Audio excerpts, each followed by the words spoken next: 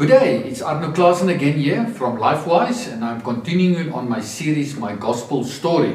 Today we are at session 7 that I'm calling the breakout. Remember what we've said last time? That in the last 5 years we've been moving to Stellenbosch, and from Stellenbosch we've been moving to Pretoria. And what I haven't said is that my last 2 children were born then in Pretoria. We bought our own house, little house, and we later on built onto this house 5 times through a lot of years, and so we were in Pretoria. I think what is also important to just mention is, my whole life was all about the wine and the wine skin. The wine is all about what is the gospel all about, and the wine skin is all about what is the church all about. Because you need to put the wine in a wine skin, otherwise you've got good wine, but it just it doesn't. It's not preserved if it's not in the right wine skin. And I think today we've got a big problem with wine, but we've got even a bigger problem in terms of wine skin. Because there's sometimes I see a lot of wine, good wine on the market, good gospel, but it just do not have the right effect or do get to the right place or the right consequences in society, because our wine skins is not right. And as I said to you, I've sorted out, in a certain sense, in the previous years, I've been sorting out myself concerning the wine. That was a strong anchor point in my life. And the second strong anchor point in my life was my marriage.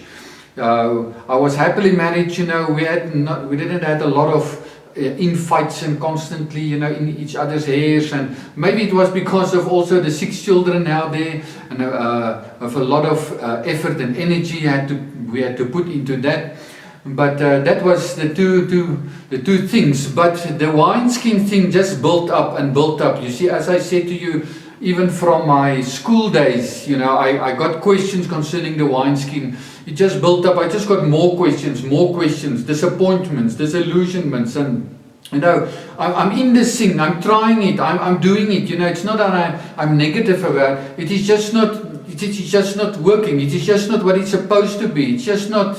You just know that this is not the real thing, but you don't know what is the real thing. You don't know where to go with the thing, but it brings more and more and more frustration into my life. And this phase, what I call the breakout phase, is the phase between 36 and 50. Now this is 15 years. The previous was more or less only 5 years. This is more and more lengthy time. You'll see what's the reason because of that. But this is a very unique time also in my life, because on the one side I had this building up of more people in my life, more things that didn't work on the outside, but the gospel it's working. The gospel was working, the house was working, we were constantly homeschooling, that was working, but somehow the outside just didn't work as well as it. When we ministered into people's lives, that was fine, personal, one-to-one. But the rest was there, but it is not the real thing, and you don't know what to do. And then I had this whole thing with this gap year thing that built more pressure upon my life. Eventually, at the end of the day. So maybe I can just say, as we've said, we've done homeschooling. My wife was the bastion there. I was the principal, but she was a teacher doing everything basically. That was a good thing in our lives. I was glad we did it. All children took it differently. That's a chapter on its own. But that was fine. The house was fine. She was the cook and the wife and the teacher and the pastorina, and she was the writer herself, and she was my editor, and she had so many different roles. We only had someone in the house helping like 2 years. She was washing and cooking and ironing and all the stuff that was possibly there. She did. How she did it is maybe one of those questions, but one of the things that made her that super person, if you can say it like that. So that was fine, and it wasn't maybe because of our good gospel and good marriage, things would have not been the same. So this was a phase where things started to build up, all the children, more ministry, but it's sort of a midlife phase also in my life, the 36 onwards. things are not working out on the outside, what's going on, what must I do, more children, more pressure, more responsibilities. Then coming out of this gap year, with all these enormous lots of pressure from that side, things just built up to a point where I can really say that when I went into this phase, this 36 onwards, it was really, as I could say, the lowest point in my life. It's not the lowest point in the sense that I was really fallen apart in the total depression, and all this. That was not a problem. It was the lowest point in the sense that I experienced that my energy levels was started to drain, because there was so much drawing upon my life, especially with that the house and the druggies and all those people. They can draw morning, noon and night from you. They just stir problems. They just create problems. They just think out problems morning, noon and night, and they've got only their life and their problems, but you need to attend to all of them. So I was in a real draining stage. It was not falling apart, but it would have been good if I could have let's say a Sabbath year there, although I don't know if you wouldn't have helped, because the thing that I was looking for was the answer. It was one thing for me, I could push on with low energy, but the problem is unto where do you push on, where are you going, it's another thing to produce more energy, but in what, where do we go in all of this? It was a low point also because my father died in those years. It was not a big thing. I mean, we knew it was going down, but it is something that you need to go through. You need to work through in your life. As I said, I had this gap year. The church thing it's not working as it needs to be. There was constant financial stress. Not that we didn't have money, but it's every month it is making ends meet, and at the end of the day, it brings some stress in your life. I was more ministering away from home, because of this setup. I had to go there daily and minister there in the mornings and in the afternoons, long times, very much energy output, if you can say it like that. And all of this just worked together to a place where there was my energy levels were very low, and I just knew, I can still produce energy, but I need to get to something that gets into direction. But that was also the good thing that happened in this year. Although it was low energy, things start to go in a good direction. Not the direction that I thought would be the best one, not the thing that I thought, it's going to be the solution in the whole thing. Sometimes the Lord just come in with something that you can't believe it, and bring an answer to it. So what happened basically is that in this gap year, we taught people basically everything, everything from the word and plumbing and electricity and whatever, name it, and we taught them that. And one of the things we taught them was finances, but the problem is, how do you teach people about finances? Do you give them money? Do we try to make money? So we played the game, the Monopoly, Cash Flow 101, bringing some principles and so, but it wasn't really the thing. I was a bit frustrated with the whole thing, and I just challenged the Lord that maybe we can write a financial game that can really help us in teaching these people these things. That is a life economy game, no dices. You need to play with skill. Everything in the world is in the game. We're not in competition, a real good financial game. And one day the Lord gave me the outline of the board on the table. And that was the first thing. So I went and drew it, and then, I don't know what to do with it. And then I've got another piece. And so it went, and especially me and my eldest daughter, we wrote this game called Money Wise Game. So that was in the first year of that 5-year period of the gap year. But it took us actually 5 years to finish the game, to fine-tune it and play it everywhere. We built a model of it, and we played it, and we had money, and then we moved out the money. We brought in a different way of managing the money thing, and so we played it until after 5 years it was sort of finished. And then later on we printed it. 2 years, I think, later after that, we printed it finally. That it was in a printed format. Until up to the day, the people really enjoy it. it's a very nice game, but it is very intensive. It's very intensive, you know. You have to make calculations, and you need to wheel and deal and go on, and you need to build your plan to live your life and all these things. So this is the money-wise game. But in writing this game, I become exposed to the business world and the world of finances.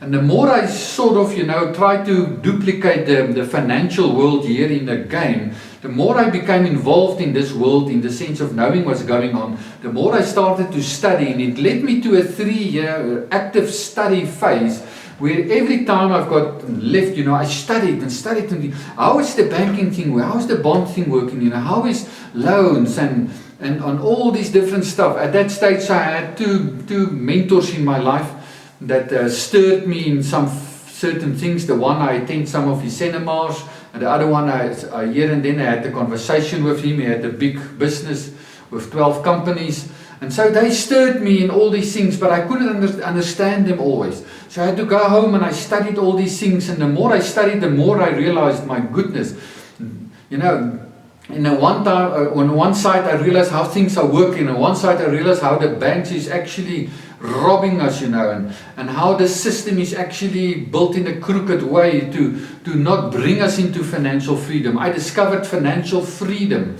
that there is a freedom for every person that we can live in. It's a financial freedom. Money is not supposed to rule us. It's not supposed to enslave us. Money is supposed to work for us, not us working for money. You know, it's two different things. It's you cannot work for money for the rest of your life. Somewhere your money need to work for you. So I found all these principles, and it stirred me to do all these investigations into all these things, and that you know, that led to a further point where I saw, but you know, one of my problems was that, you know, this financial stress of every month, and I decided, listen, let's get this thing over. Let's settle it once and for all. I realized there is something as financial freedom for every person on earth. Something you can do to start to cover all the basic needs that you have every month in terms of your car, your petrol, you know, the basic stuff. You don't need to have the millions and the millions and the millions, you know, but every person can be financially free in terms of his plan and what he's living for and what is his creative purpose. So I went into that thing, and the Lord gave me a 10-year plan. He gave us a 10-year plan. It took us actually 12 years to finish it. So we started with the plan when I was around about 39, and we ended after 50. It's not that the plan stopped, you know, but the plan was settled down after 12 years. We could settle the plan, and we see that, you know, it's sort of now only maintenance and just looking after the plan, not any longer building on this plan so actively. I spent a lot of my time, we did it in property. I spent a lot of my time, maybe half of that 15 years we spent in studying in the first place, and then a half day, if you can say it like that, more or less, in activating this plan, you know, and getting things off the ground and getting it together. So that's why it's a longer phase. But you see, I get more involved into another side also in my life. And I discovered, while I'm here, I can just say, I discovered, but there's another part of life. There's a part where, you know, we are, the trains of our life is actually running on two tracks. The one track is the family relationship track. The other track is the business career track. And all of us do have a career and a business. We're supposed to have it. And the solution in my life came that I found that the moment I built the other track, things start to get together for me. You know, it was not only this one track, and I must get my money out of the family track. You're not supposed to make money out of the family track. There's lots of money flowing there, yes, from one person to another, but it is not a centralized structure with salaries. The ministry, the family world and system. The business system was made for things, for profit, for salary, for centralizing systems, and you're supposed to make money there. And I realized, you know, that I've been deceived in my life, you know. I've always been so spiritual only. I'm full-time minister, you know. You don't touch money, you know. If I wouldn't have touched money, it would be even better for me. Then I realized, but I'm looking down on money. I'm looking maybe even down on people that's working full time in a career. And then I found out, but they're not wrong, I'm wrong. I need to get myself a decent career or decent something to do that I can make money out. It doesn't need to be a 8 to 5 job, but you need to do some sort of business or career format or whatever where you can get your money from, and then when you settle yourself, and it gives you more time and more time to go into ministry. As I'm doing today, because of settling this, I can spend more time in terms of ministry than I need to cover all the things on this side, as it was previously in my life, and it was always a bit of a stress that was a problem. It worked for us, but it never worked well. We were like an accident looking for a place to happen all the time, you look just living on the edge, absolutely the edge, and the thing, the biggest worst thing about it all is that you don't have money for something else. You don't have money for ministry. You don't have money to pay for other people. We're supposed to be the fountains in society. People say, but it's okay just to have just enough. It's fine to have just enough, but at least you've got a vision and a plan and a ministry, and who's going to pay for that? The church is not going to pay for it. You need to pay for that. So you need to have more so that you can use it in your ministry side, and where you're building relationships with people and where there's needs. Because money is speaking very hard in this world, and we need it there.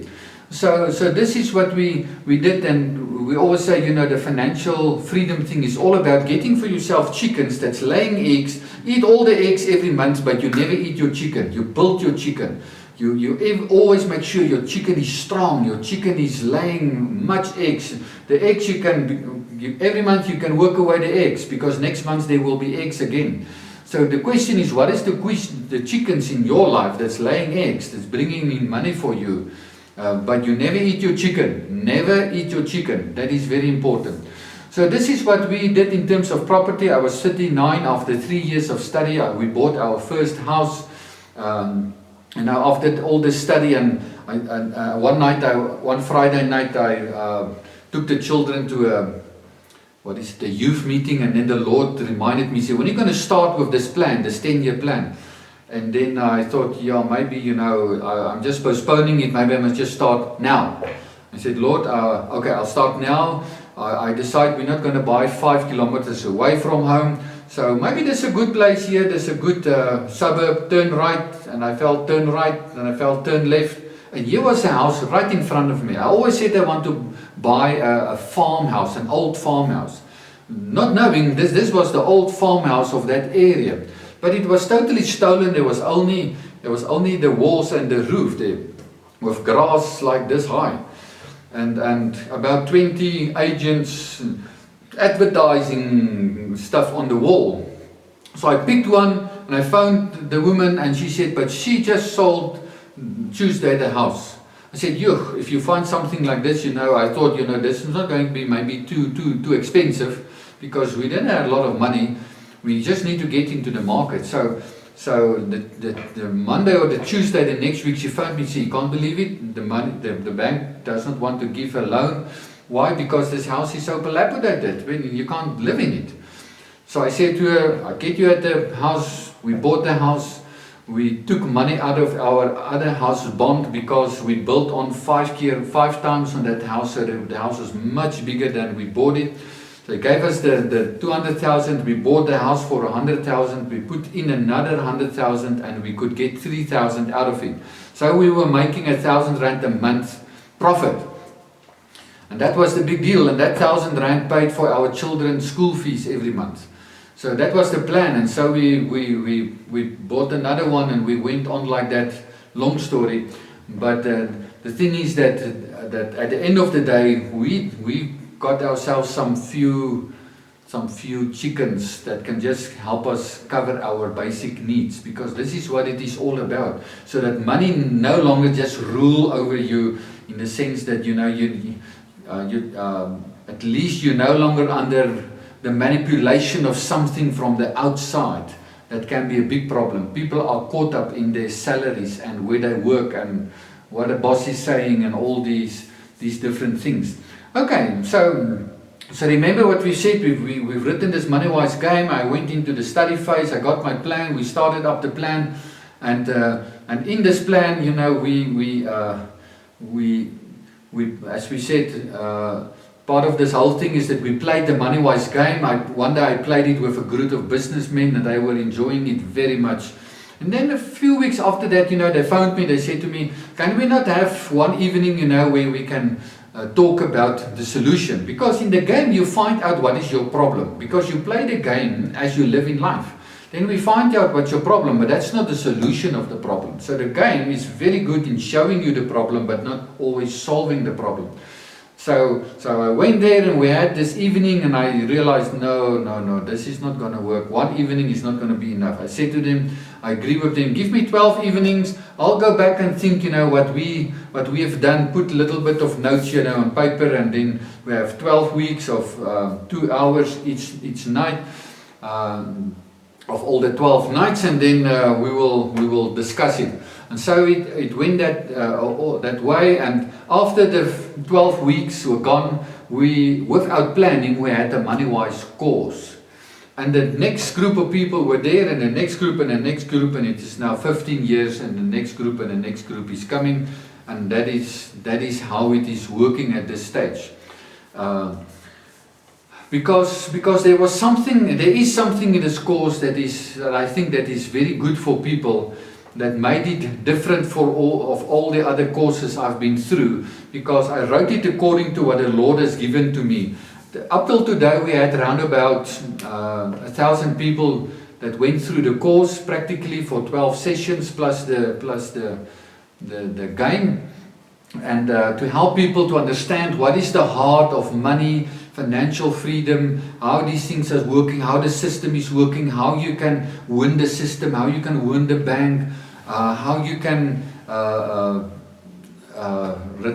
retire financially free, and all these things, lots of things, wealth creation, and all this stuff. But the reasons why Money Wise was so effective is basically the following 3 reasons. Number 1, we found that the principles to financial freedom is in the Bible. The biblical Bible principles is the basis and the foundation for financial freedom. You know, and so we wrote the course with biblical principles. We wrote the course out of a biblical world perspective. That is very important. You know, how do we look at this world? Why are we here? For what are we here? You need to understand the bigger picture to find yourself, and where do you fit into this whole thing. The number 2 reason is that I believe that every person on earth can live financially free. That's not what the system is telling you. More than 50% people on earth live on 20 rand a day. More than 50%. So poor is this world. But we don't need to live like that. There is more enough finances in this world for every person. The system is just dictating to us how we must live and keeping us poor. And you must find the crookedness in the system and override it so that you don't fall prey to the system. So the hope that everyone can live there brought people, you know, with bigger hope. And I still believe it. It's my absolute conviction. Every person on earth. Because if I, without any salary, could get to that place of financial freedom, every person can get there. It is not about the amount of money that you make. It is about the plans that you can make. It is about how much money, it's not how much money you spend, it's how much money is left. It is what you do with money. It's about the disciplines in your life. It's about your lifestyle. It's about your thinking.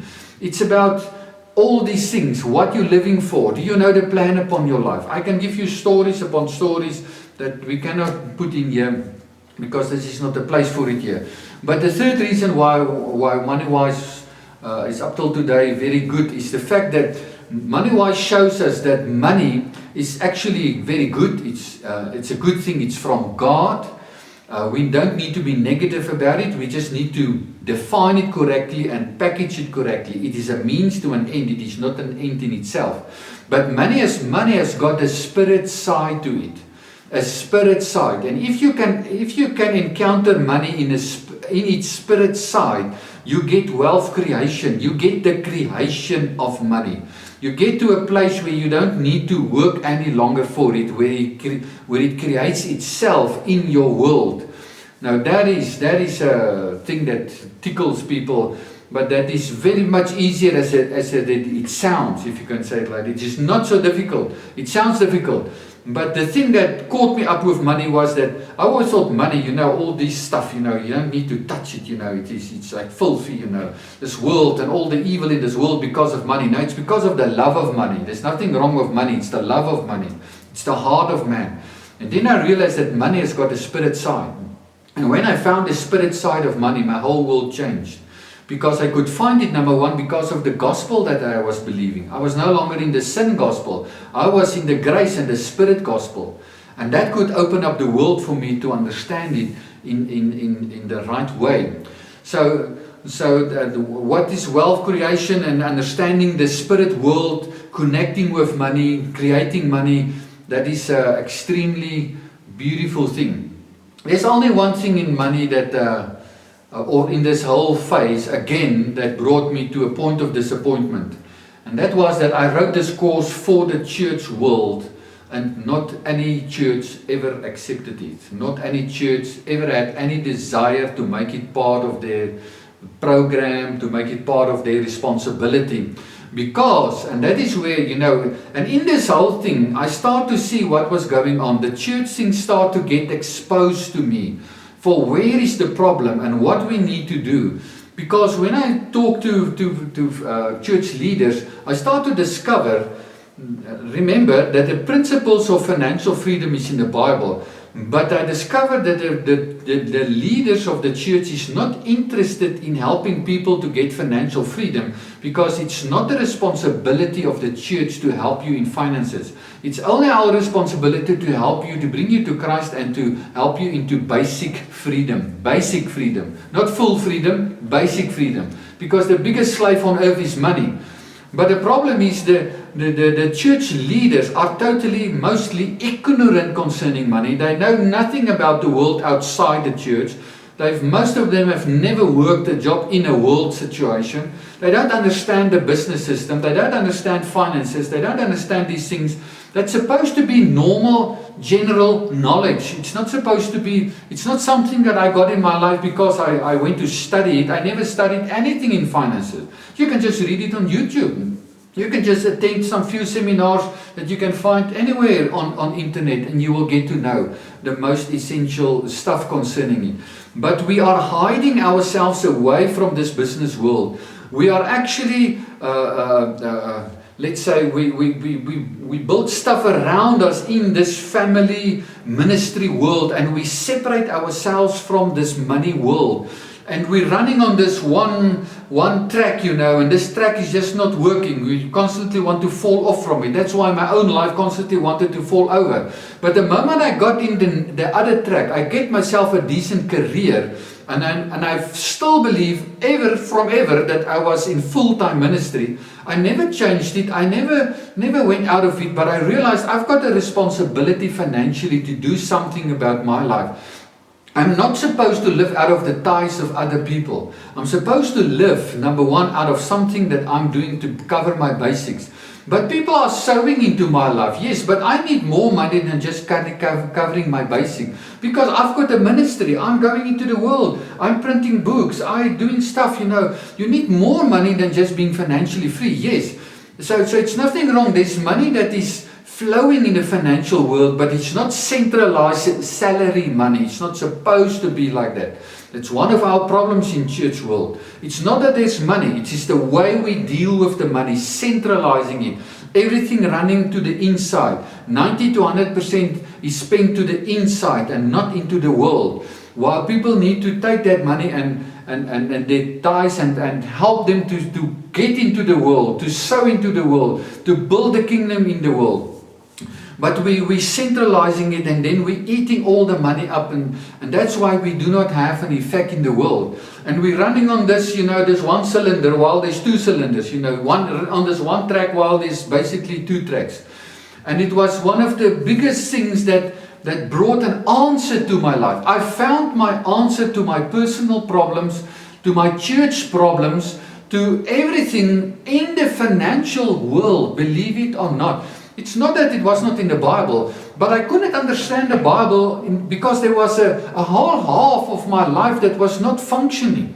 Because I was polarized, I was spiritual, I'm only in this side, I never go here. You don't, because this is worldly, this is fleshly. But you need to win money, and you need to win relationships. You need to win the business world. You need to win the family world. It is not optional. All people need to win it. It is not you either here or there. You are in both of them, but you don't maybe spend in time. Maybe you start out more time here and less here, but then you move over more time in the ministry world than in the business world, because the more you get financially free, you don't need to spend all the time there. You can move your time here, because time still remains 24 hours. So, and that's what was happening in my life, and the more I could get my basis in this world correct and firm and sorted out, the more my life started to stabilize. The more I could see the whole life, the more I could see the whole world, the more I could see the world of the people that I was always preaching to, but never understanding it, because I was never there. I was never living there. I was never working in their world at any time. I was just in my spiritual world that was polarized with their world. And that's why we have this thing that people always want to escape this world and become full-time. That is totally unbiblical. I've got a full-time career and a full-time ministry. And the moment I found that, things started to sort out. I always thought I'm full-time in ministry. Now I'm full-time in ministry and in business. I've got a career and I've got a ministry. All people must have it, especially if you call yourself a believer. And no longer I was in a situation where I was over spiritual. I could talk with these people. I could walk into this world. I could have decent conversations. And challenging these people, and then they say, yeah, but you don't understand, you're a preacher. I said, no, you don't understand. I'm maybe a preacher, yes, I spent more time preaching, but I'm making my own money just like you. I'm in the same world like you. I'm making my own money. I'm just doing it on the sideline. You're doing it full time. Don't tell me about these things. I know how these things is working, because I'm also in these things. Yes, but I've worked myself to a place where I can spend most of my time in this world. But I had to went back here and settle this thing. And this was the 15 years where I discovered it, and I spent a lot of time in this sphere to settle the thing. And you don't need a lifetime to settle your financial situation. It took me 12 years to settle my financial situation, so that I'm no longer dependent on other people for everything in my life, always living in, it sounds good to live in faith, but, that is the right terminology, but the definition of the thing is not right. On one of my videos, I will one day tell you about it, why it's not always right. It's the right terminology, but it is not the right content, not the right definition. It's not the right way we use it in terms of our world we're living in, because we do not look at the holistic concept of God and the kingdom and the Bible and the path of progress and all these things. Yes, I'm still living today, even though I can say I'm financially free. I'm still living in faith all my days of life, because God's challenge upon my life is always bigger than the financial inflow in my life. Always. It will always be like that. Why? Because He keeps you dependent. That's Him. And He will always drag you into a bigger growth and making more plans and dealing more in His kingdom and in both of these worlds, because this is God. And I can say that although this was a very energetic time, coming out of a low energy, I saw it, I could see some light, and the light in the future started to make me more excited and more excited. Although it took me 12 years to get out of this whole thing and to flow out of it, and not only in terms of finances, but to rebuild my whole concept of the world, to rebuild my whole concept of ministry, and what is, and it started to begin to become the basic foundation blocks of a new definition of church.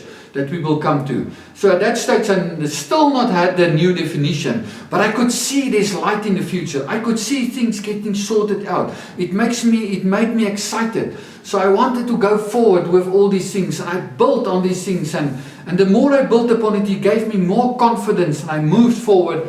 It was it was a very challenging time also, but challenging in the sense of this career, bringing in a career in my life, and not just having a ministry, but bringing in a career and stabilizing my life, getting a full life, and not this one-sided life of just being full-time, and all these beautiful spiritual concepts, but it is not changing the world. It's not affecting the world. It haven't changed our country in the last 300, 400 years. It had an effect, yes, but it didn't change it. Because somewhere we are building the overall thing, we're building it wrongly. So that the effectiveness is drained at the end of the day. And the effectiveness of the gospel is not going into the world, but it is coming back to us. Thank you very much.